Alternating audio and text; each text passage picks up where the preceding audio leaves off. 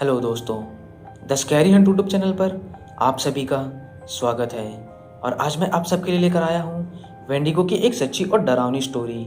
तो चलिए इस स्टोरी को स्टार्ट करते हैं। मेरा नाम एडम है और आज मैं आपको अपने साथ घटी एक बिल्कुल सच्ची और डरावनी घटना बताने जा रहा हूँ, क्योंकि मुझे लगता है कि उस घटना में मेरा सामना एक वेंडिगो से हुआ था। तो घटना कुछ इस तरह है कि आज से लगभग 3-4 महीने पहले मैं कैलिफोर्निया के ऑकलैंड शहर में अपनी वाइफ के साथ रहता था और मैं उसी शहर में जॉब करता हूँ। और मेरी वाइफ एक हाउस वाइफ की तरह घर संभालती है और पूरा दिन घर में रहती है। हमारी ज़िंदगी बहुत अच्छी चल रही थी, लेकिन कुछ समय से हमारे शहर में क्राइम बहुत ज़्यादा बढ़ गया था। इसीलिए मैं जब भी अपने ऑफिस में होता तो मुझे हमेशा अपनी ही वाइफ की चिंता लगी रहती थी कि कहीं उसके साथ कुछ बुरा ना हो जाए। लेकिन मैं कुछ कर भी नहीं सकता था, क्योंकि मेरी जॉब उसी शहर में थी।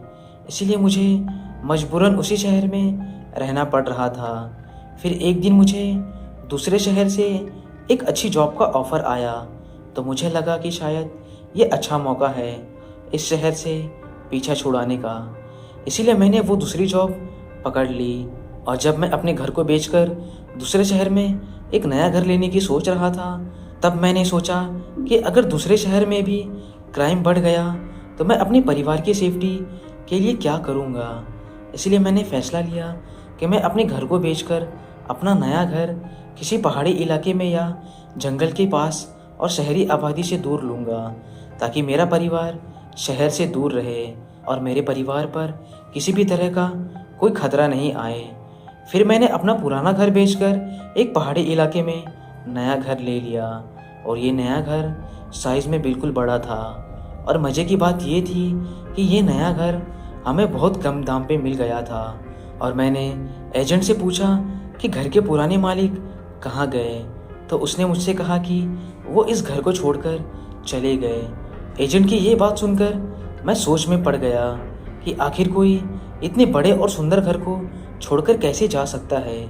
लेकिन मैंने इस बात पर ज़्यादा दिमाग नहीं लगाया और अपनी वाइफ को लेकर मैं इस नए घर में शिफ्ट हो गया।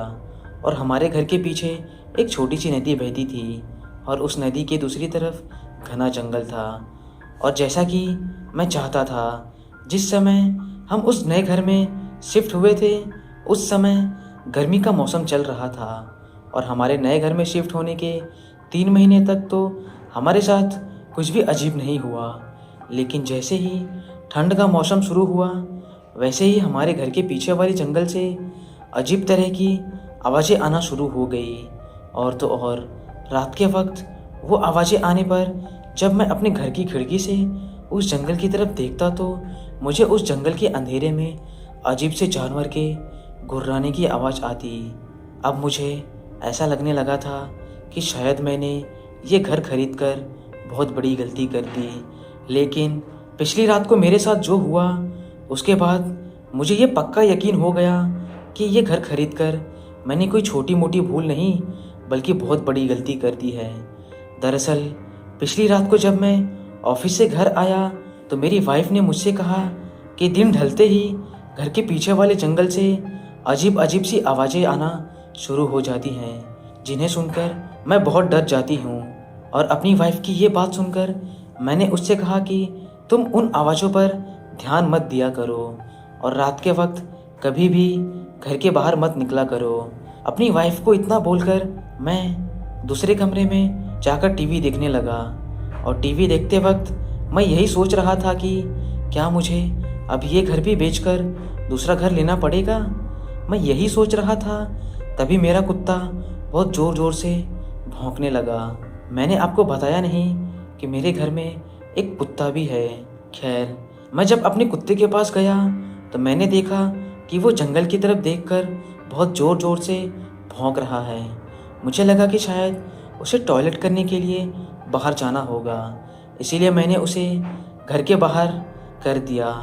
लेकिन वो घर के बाहर निकलते ही मेरा कुत्ता जंगल की तरफ भागने लगा। मेरा कुत्ता उसी तरफ भाग रहा था जिस तरफ मुझे रात के वक्त वो आवाज़ें आती थी। फिर भागते भागते मेरा कुत्ता उस छोटी नदी के पास चला गया जिसकी दूसरी तरफ घना जंगल था। फिर मैं भी एक टॉर्च लेकर अपने कुत्ते के पीछे भागने लगा और भागते भागते मैंने देखा कि मेरा कुत्ता उस छोटी सी नदी को पार करके दूसरी तरफ जंगल में चला गया है। फिर मैं भी उस नदी से होते हुए जंगल में चला गया और मैं जंगल के थोड़ा अंदर ही गया था, तभी मुझे एक बहुत ज़ोर की गुर्राने की आवाज़ आई और वो गुर्राने की आवाज़ बहुत ही अजीब थी और भयानक थी। ऐसी गुर्राने की आवाज़ मैंने अपनी ज़िंदगी में पहली बार सुनी थी और उस भयानक गुर्राने की आवाज़ को सुनकर मैं जहाँ था वहीं खड़ा रह गया। फिर एकदम से मेरा कुत्ता भागकर मेरे पास आ गया और मेरे पीछे दुबक कर खड़ा हो गया और वो बहुत ज़्यादा डरा हुआ था। ऐसा लग रहा था जैसे उसने कोई बहुत ही भयानक चीज़ देख लिया हो। फिर मैंने अपनी टॉर्च जंगल की तरफ घुमाई, ये देखने के लिए कि आखिर वो गुर्राने की आवाज़ कहाँ से आई थी। फिर मैंने अपनी टॉर्च जंगल की तरफ ही की थी कि तभी मुझे एक बहुत ही अजीब आवाज़ सुनाई दी, जिसे सुनकर मैं बिल्कुल डर गया। और वो आवाज़ मेरी वाइफ की जैसी थी और वो आवाज़ जंगल के अंधेरे वाले हिस्से में से आ रही थी। मुझे ऐसा लगा जैसे मेरी बीवी मुझसे कह रही हो, आओ एडम, मैं यहाँ हूँ, क्या तुम मेरी मदद नहीं करोगे? मुझे बहुत चोट लगी है। मैं सच कह रहा हूँ। उस आवाज़ को सुनकर मैं जितना हैरान था और उतना ही ज़्यादा डरा हुआ था, क्योंकि मुझे पता था कि मेरी वाइफ घर में है, लेकिन मेरी समझ में ये नहीं आ रहा था कि अगर मेरी वाइफ घर में है तो इस अंधेरे जंगल में कौन है जो मेरी वाइफ की आवाज़ निकाल रहा है। फिर दोबारा मुझे अपनी वाइफ की आवाज़ सुनाई दी, लेकिन इस बार मैंने बहुत फुर्ती से अपनी टॉर्च को उस तरफ घुमाया जिस तरफ से आवाज़ आ रही थी। फिर बस कुछ ही सेकंड के लिए मैंने उसे अपनी टॉर्च की रोशनी में देखा।